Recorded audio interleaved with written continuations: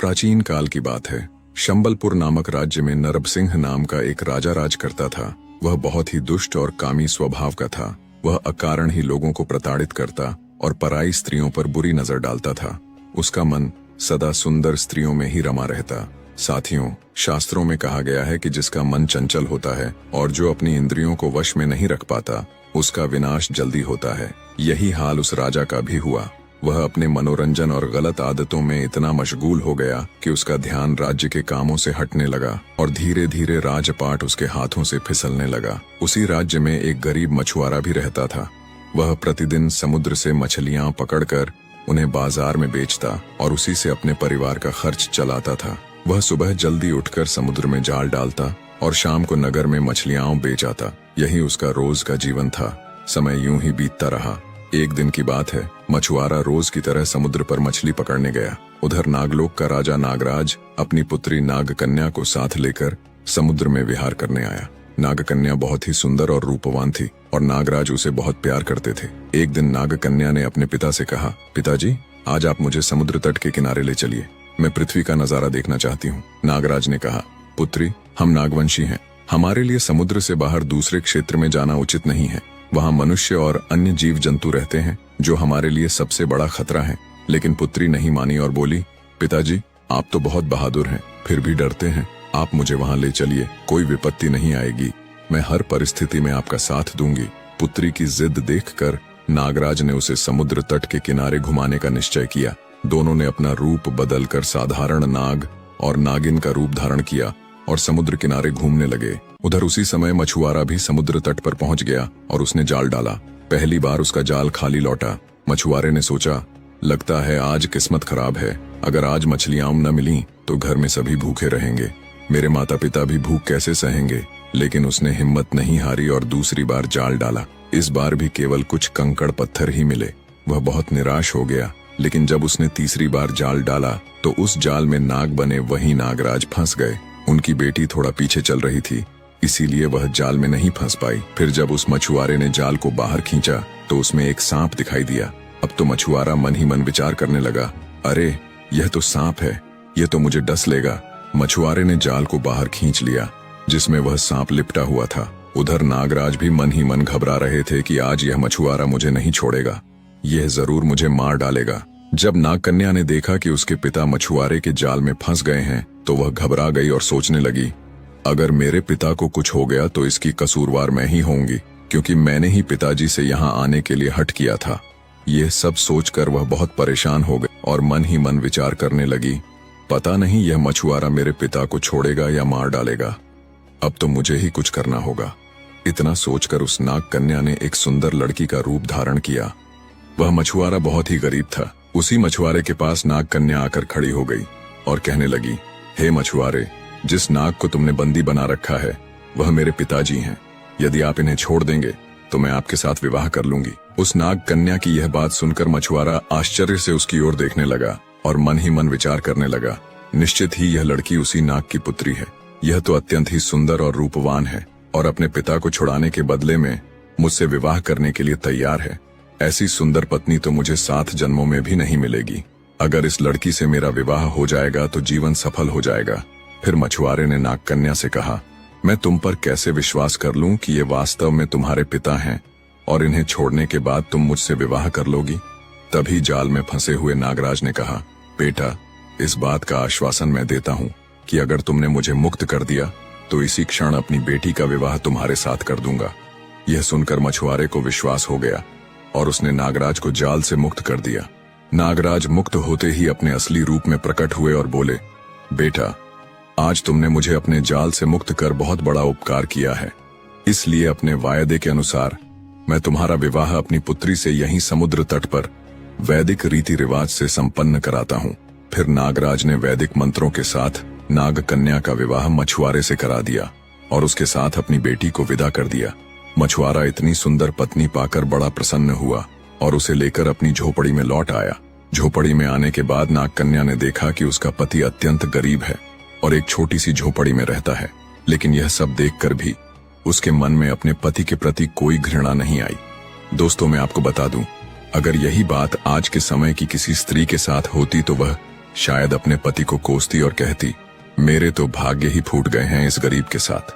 लेकिन नाग कन्या ने ऐसा बिल्कुल नहीं किया। वह सच्ची पत्नी की तरह अपने पति के साथ उस झोपड़ी में रहने लगी। उधर मछुआरे ने नाग कन्या से पूछा, हे देवी, हमारे पास तो भोजन तक नहीं है।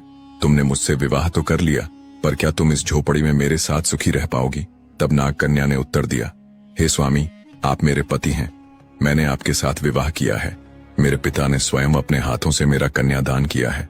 अब आपका हर तरह से सहयोग करना मेरा पत्नी धर्म है।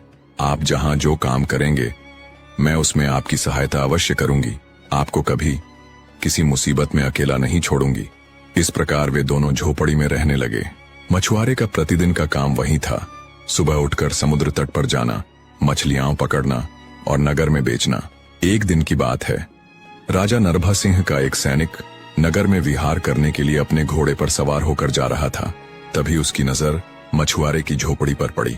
उसने देखा कि झोपड़ी के अंदर एक अत्यंत सुंदर स्त्री बैठी है। उसे देखकर सैनिक हैरान रह गया और मन ही मन सोचने लगा, इतनी सुंदर स्त्री तो मैंने जीवन में कभी नहीं देखी। यहाँ तक कि महारानी भी इतनी सुंदर नहीं है जितनी यह स्त्री है।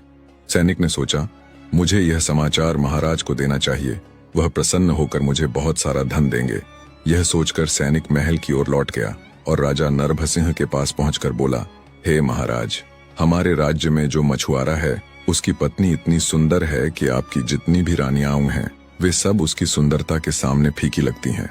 उसकी सुंदरता को देखकर ऐसा प्रतीत हो रहा था मानो वह देवलोक की कोई अप्सरा हो। उसके चेहरे पर चंद्रमा के समान तेज चमक रहा था। उसकी आंखें कमल की पंखुड़ियों जैसी थीं। उसकी सुंदरता की जितनी प्रशंसा करूं उतनी कम है। यदि आप उसे एक बार देख लें तो आपकी भी नींद उड़ जाएगी। मैं स्वयं हैरान हूं कि इतनी सुंदर स्त्री उस गरीब मछुआरे को कैसे मिल गई। और बोला, महाराज, जिस स्त्री से इस महल की शोभा बढ़नी चाहिए वह एक गरीब की झोपड़ी में रह रही है। सैनिक की बातें सुनकर राजा नरभ सिंह ने कहा, मुझे कैसे विश्वास होगा कि मछुआरे के घर में वास्तव में इतनी सुंदर पत्नी है। तब सैनिक ने उत्तर दिया, हे महाराज, आप स्वयं चलकर देख लीजिए। सैनिक की बात मानकर राजा अपने रथ पर सवार होकर मछुआरे की झोपड़ी की ओर निकल पड़े। थोड़ी ही देर में वे झोपड़ी पर पहुंच गए। जब मछुआरे ने देखा कि उसके द्वार पर स्वयं महाराज पधारे हैं तो वह आश्चर्यचकित हो गया। उसने उनका खूब आदर सत्कार किया। चरणों में गिरकर बोला, हे महाराज, आज आपने मेरे घर आने का कष्ट कैसे किया? यदि मुझे संदेश भेज देते तो मैं स्वयं आपके पास चला आता। मछुआरे की बातें सुनकर राजा नरभ सिंह ने कहा, हे मछुआरे, तुम्हें यह इतनी सुंदर पत्नी कहाँ से मिली? तुम इसे कहाँ से लेकर आए हो? यह तो किसी राजा की रानी प्रतीत होती है। राजा की बात सुनकर मछुआरे ने सारा वृतांत सुनाया और कहा, हे महाराज, इसका विवाह समुद्र तट पर मुझसे वैदिक रीति रिवाज से हुआ है। अब यह मेरी पत्नी है। मछुआरे की बातें सुनकर राजा नरभ सिंह बोले, हे मछुआरे, तुम्हारे पास इतनी सुंदर पत्नी नहीं रह सकती, क्योंकि यह तुम जैसे तुच्छ गरीबों के साथ अच्छी नहीं लगती। राज्य में केवल राजा को ही यह अधिकार है कि वह सबसे सुंदर पत्नी रखे। इसीलिए तुम्हारी यह पत्नी राजमहल जाएगी और हमारी रानी बनकर रहेगी। राजा की यह बात सुनकर मछुआरा क्रोधित हो उठा, लेकिन उस दुष्ट राजा का वह क्या बिगाड़ सकता था। वह असहाय और उदास होकर बोला, हे महाराज, यह तो आप अनर्थ कर रहे हैं। राजा होकर आप अन्याय और अधर्म कैसे कर सकते हैं? किसी गरीब की पत्नी को छीनना उचित नहीं है। मछुआरे को गुस्से में देखकर राजा नरभ सिंह ने कहा, मछुआरे, हमारी 3 शर्तें हैं। यदि तुम तीनों शर्तें पूरी कर लेते हो तो ये स्त्री तुम्हारे पास रहेगी, लेकिन यदि हार गए तो तुम्हें अपनी पत्नी को मेरे साथ राजमहल में भेजना होगा और स्वयं नगर छोड़कर जाना होगा। इतना कहकर राजा और सैनिक राजमहल लौट गए। इधर मछुआरे को कुछ समझ नहीं आ रहा था कि अब वह क्या करे। राजा की बातों ने उसे भीतर तक झकोर दिया था। वह उदास मन से बैठा रहा। नाग कन्या ने जब अपने पति का उदास चेहरा देखा तो प्रश्न किया, हे स्वामी, क्या बात है? आज आप बहुत चिंतित दिख रहे हैं। आपकी चिंता का कारण क्या है? क्या राजा की धमकी से आप डर गए हैं? मछुआरे ने भारी मन से कहा, हे प्रिय, मैं क्या करूं? मैं धर्म संकट में फंस गया हूं। तुम जानती हो कि राजाओं की रीति कभी कभी जूझी हुई और अनुचित होती है। यदि राजा किसी स्त्री को चाह ले तो वह उसे छीने बिना चैन नहीं पाता। सच बताऊं तो अगर तुम मेरे साथ रहोगी तो राजा हमें यहाँ चैन से रहने नहीं देगा, वह हमें मार भी सकता है। इसलिए मैं तुमसे अनुरोध करता हूँ कि तुम महल चली जाओ, वहाँ तुम्हारा जीवन सुरक्षित रहेगा। नागकन्या ने प्रेम से कहा, हे स्वामी, तुम ऐसा कैसे कह दिए कि मैं राजा के साथ चली जाऊं? हमारा विवाह तो वैदिक रीति रिवाज से तुम्हारे साथ हुआ है। मेरे पिता ने मेरे लिए स्वयं कन्यादान किया। मेरे लिए तुम ही राजा हो। तुम्हारी झोपड़ी मेरे लिए महल है। मैं तुम्हारे साथ अपनी अंतिम सांस तक रहूंगी। तुम्हें कभी अकेला नहीं छोड़ूंगी। मछुआरे बोला, तुम ठीक कहती हो, पर राजा की शर्तें कैसे पूरी करूं? यदि मैं उन्हें पूरा न कर सका तो वह दंड देकर मुझे मार देगा। नाग कन्या ने समझाते हुए कहा, हे स्वामी, तुम स्वयं राजा के दरबार में जाओ और स्पष्ट रूप से उसकी शर्तें पूछो। उससे यह कहो कि यदि हम उसकी शर्तें पूरा कर दें तो उसे भी इस राज्य को छोड़कर जाना होगा और राजगद्दी मुझे सौंपनी होगी, तभी न्याय होगा। मछुआरे ने वैसा ही किया। अगले दिन सुबह वह राजा के दरबार में गया और साहस पूर्वक खड़े होकर कहा, हे महाराज, मैं आपकी शर्तें पूरा करने आया हूँ, कृपया अपनी शर्तें बताइए। राजा नरसिंह ने कहा, ठीक है, बताओ, समुद्र में कितनी मछलियां हैं? मछुआरे ने उत्तर दिया, महाराज, मैं आपकी शर्त स्वीकार करता हूं और कल आकर आपके प्रश्न का उत्तर दे दूंगा, पर मेरी भी एक शर्त है। यदि मैंने आपका प्रश्न सही सही उत्तर दे दिया और आपकी शर्तें पूरी कर दी तो आपको भी इस राज्य को छोड़कर चले जाना होगा और पूरा राजपाट मेरे नाम करना होगा। राजा ने कहा, ठीक है, मुझे तुम्हारी शर्त मंजूर है। राजा ने शर्त स्वीकार कर ली और पूरे नगर में यह घोषणा करवा दी कि कल मछुआरा दरबार में आकर राजा के प्रश्न का उत्तर देगा। यदि वह राजा की शर्त पूरी नहीं कर पाया तो उसे अपनी पत्नी को राजा को सौंपना होगा।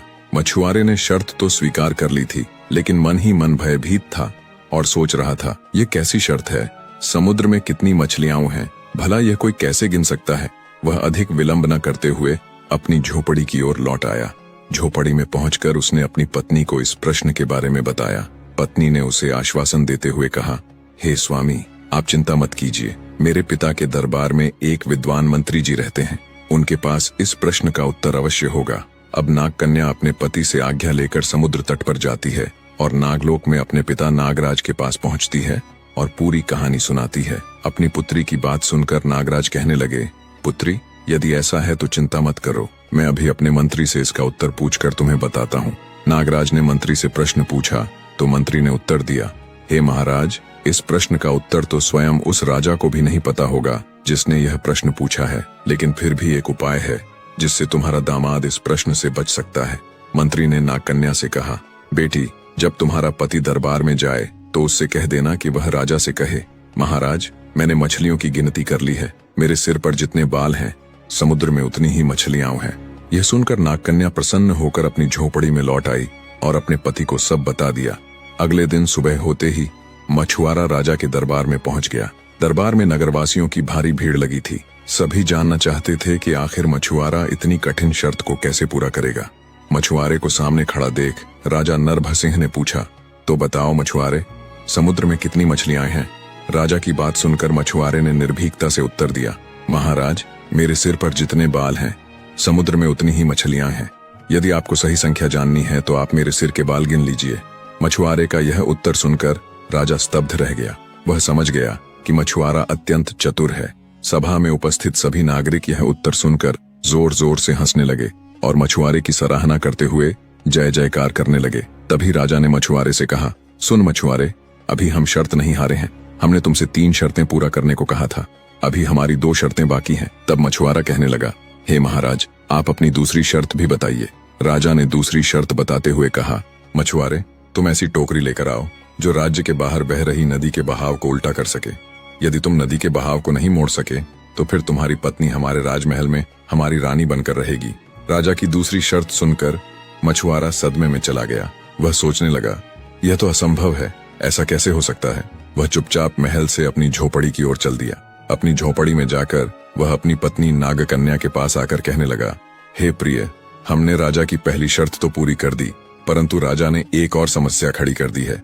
तब नागकन्या ने कहा, कौन सी समस्या है, मुझे बताओ, महाराज ने ऐसा क्या कहा है। मछुआरे ने नागकन्या को बताया कि राजा ने एक टोकरी लेकर आने को कहा है जो नदी के बहाव को उल्टी दिशा में बहा सके।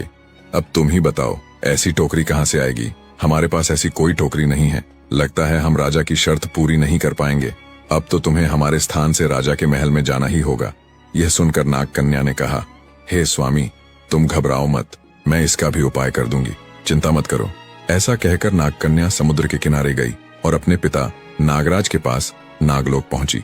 अपनी पुत्री को देखकर नागराज ने पूछा, हे पुत्री, अब क्या समस्या आ पड़ी है?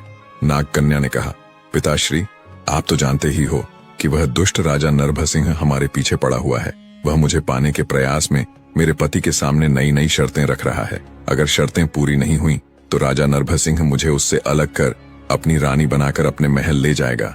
नागराज ने पूछा, पुत्री, इस बार तुम्हारी क्या शर्तें हैं? नागकन्या ने कहा, पिताश्री, आप तो जानते ही हैं कि आपने स्वयं मेरा विवाह उसी मछुआरे से किया है और अब वही मेरा पति है। मैं उसे कदापि नहीं छोड़ सकती। राजा ने दूसरी शर्त रखी है कि एक ऐसी टोकरी लेकर आओ जो नदी के बहाव को उल्टी दिशा में बहा सके। यदि मेरा पति ऐसा नहीं कर पाएगा तो वह मुझे उनसे अलग कर देगा।